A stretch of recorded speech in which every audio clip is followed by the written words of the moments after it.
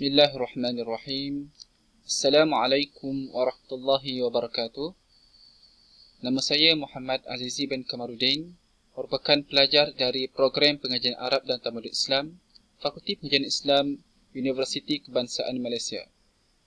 Penyelidik saya ialah Ustaz Hakim bin Zainal.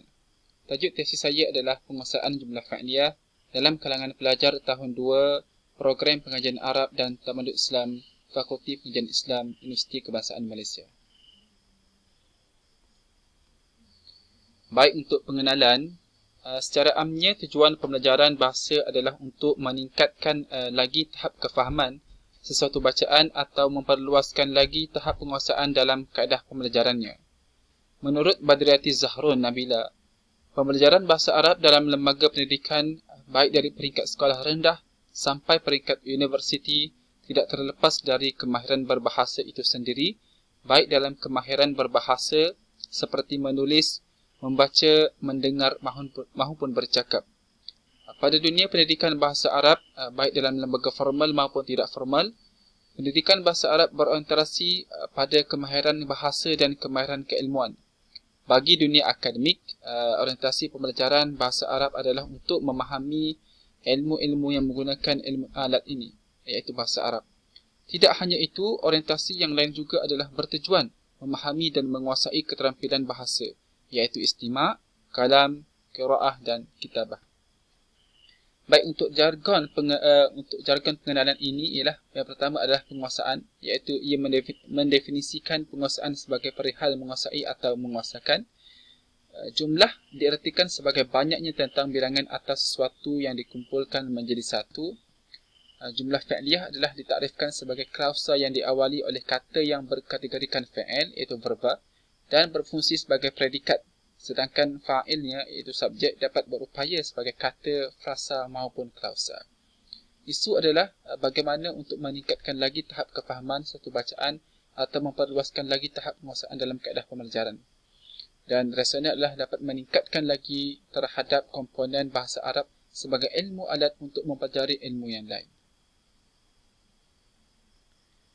Baik, seterusnya kita berpindah kepada latar belakang.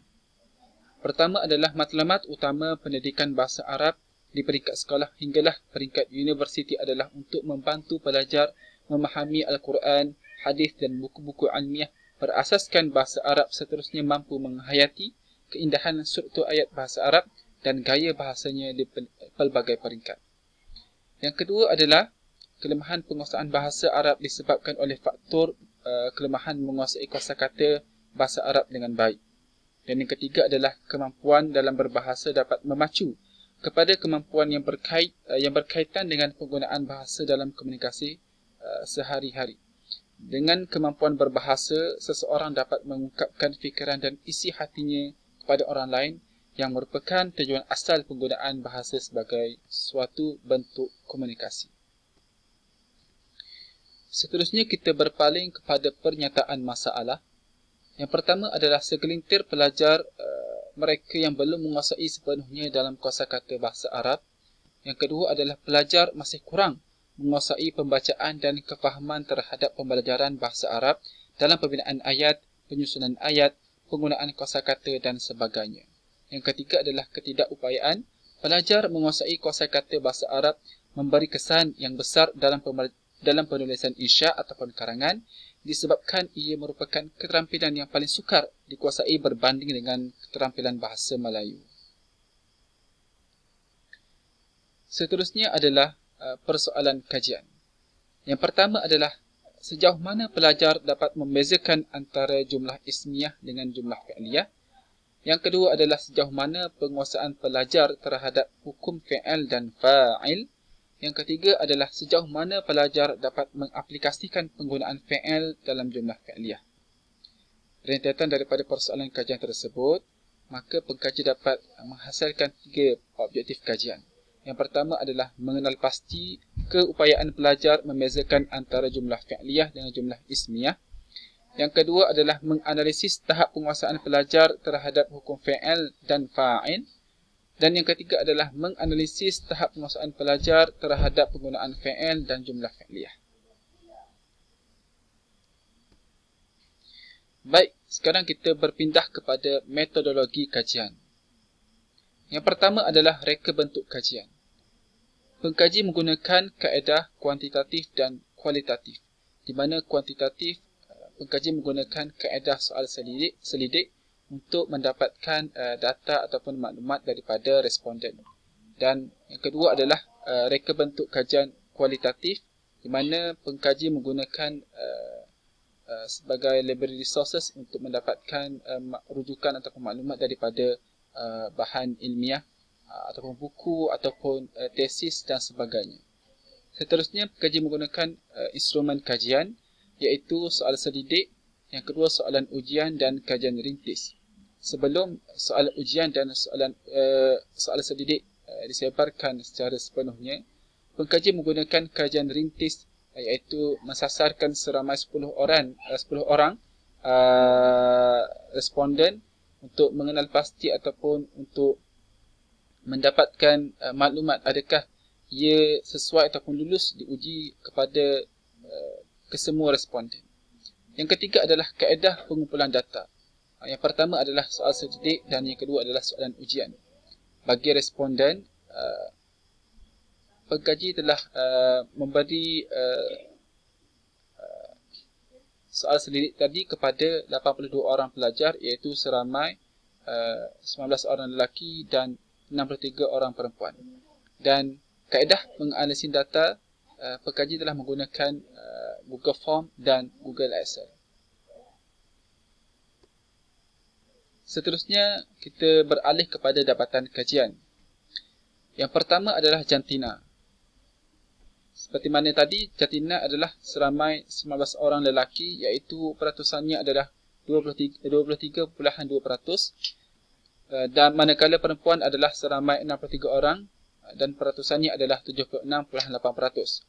Seterusnya adalah umur. Umur yang tertinggi dalam responden adalah antara 21 hingga 25 tahun, iaitu seramai 81 orang dan peratusannya adalah 98.8%. Seterusnya adalah sekolah terdahulu, di mana responden telah memberi yang tertinggi adalah seramai 47 orang dari sekolah menengah agama SMA dan peratusan mereka adalah 57.3%. Seterusnya adalah taraf pendidikan. Taraf pendidikan yang tertinggi adalah dari Sijil Tinggi Agama Malaysia, itu STAM, seramai 33 orang dan peratusan mereka adalah 40.2%.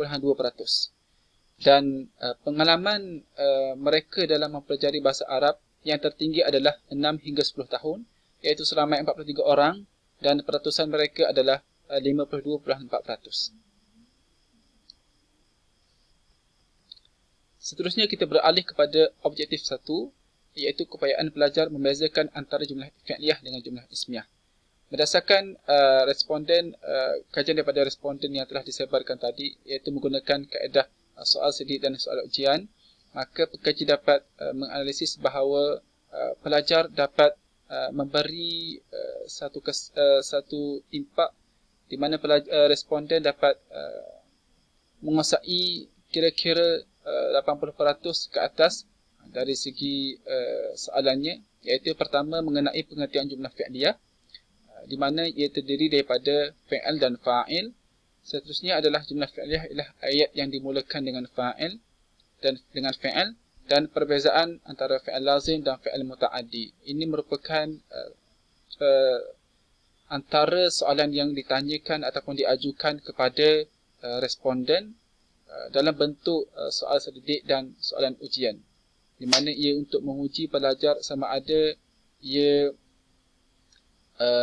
berkesinambungan daripada kajian-kajian lepas yang menyatakan bahawa terdapat satu ketidakpuasan dari kalangan guru-guru di mana pelajar tidak mampu menguasai sepenuhnya dari perbezaan antara jumlah fi'liyah dengan jumlah ismiyah. Baik, seterusnya adalah kita beralih kepada objektif 2, iaitu penguasaan pelajar terhadap hukum fi'il dan fa'il. Di sini saya gabungkan sekali antara objektif 2 dan objektif 3, iaitu menganalisis tahap penguasaan pelajar terhadap penggunaan fi'il dalam jumlah fi'liyah Disebabkan kerana dapatan kajian bagi kedua-dua objektif ini memberi satu maklumat yang sama dan boleh dirangkumkan sekali, di mana pelajar dapat diuji, dan di mana responden diuji dengan disoalkan soalan berkenaan dengan apabila fa'il dalam keadaan muzakkar, maka fa'il juga dalam keadaan muzakkar.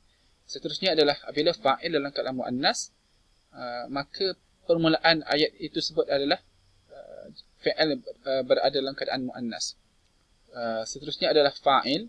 Sekiranya fa'il adalah keadaan mufrad, maka fa'il dalam keadaan mufrad. Fa'il dalam keadaan muthanna ataupun jamak, maka dimulakan ayat tersebut dengan fa'il mufrad. Seterusnya adalah fa'il. Sekiranya fa'il jamak dalam jamak muzakkar salim, maka permulaan bagi ayat tersebut adalah mufrad muzakkar bagi fa'il. Seterusnya, apabila fa'il dalam keadaan jamak muannas salim, maka permulaan bagi fa'il tersebut adalah mufrad muannas. Dan antara contoh yang ditanya adalah apabila fa'il berada dalam keadaan jamak taksir ghairul aqil, maka bagi kedudukan fa'il di awalnya adalah muannas. Ini merupakan contoh-contoh soalan di mana responden memberi satu dapatan untuk memberikan kepada pengkaji, di mana responden mampu menguasai secara kulinya. Seterusnya berkenaan dengan soalan ujian. Ini insight yang saya dapat bagikan kepada para pelajar ataupun para hadirin sekalian, iaitu min ataupun purata, iaitu 22.82 daripada 30 poin. Yang kedua adalah median, di mana median adalah 24 daripada 30 poin, dan julat adalah antara 8 hingga 30 poin, di mana julat ini ada yang pelajar hanya menjawab yang betul, jawapannya adalah 8 daripada 30 poin. Ini yang tertinggi, dan ada yang dapat menjawab kesemuanya. Baik, rumusan dan penutup.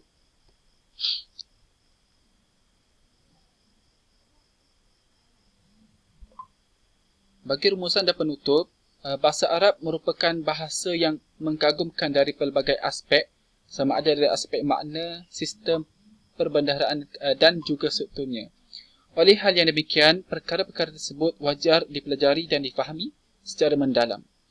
Jumlah fi'liyah adalah juga merupakan salah satu aspek yang terdapat dalam ilmu tata bahasa Arab yang harus dipelajarinya oleh semua pihak, lebih-lebih lagi bagi pelajar pengajian Islam, kerana ianya melibatkan makna. Kesilapan dalam memahami konsep dan sistemnya akan membawa kepada perubahan makna serta menjejaskan prestasi pembelajaran.